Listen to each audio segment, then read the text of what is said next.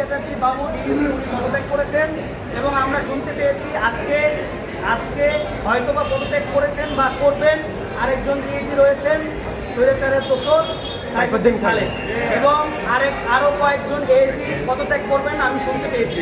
এই মুহূর্তে খবর এলো পালিয়ে গেল আওয়ামী লীগের দোষরা পালিয়ে গেল। এই মুহূর্তে খবর এলো চলে গেল পালিয়ে গেল।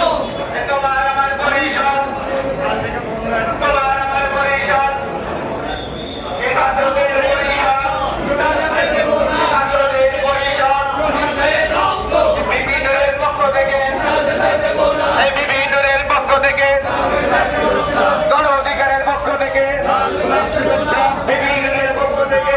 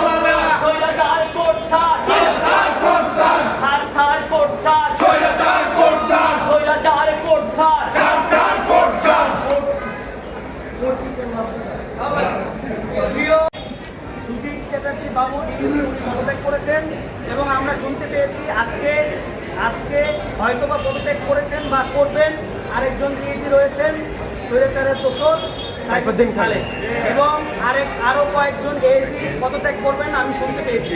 এই মুহূর্তে খবর এলো পালিয়ে গেল আওয়ামী লীগের দোষরা পালিয়ে গেল। এই মুহূর্তে খবর এলো চলে গেল। হুঁশিয়ার সাবধান।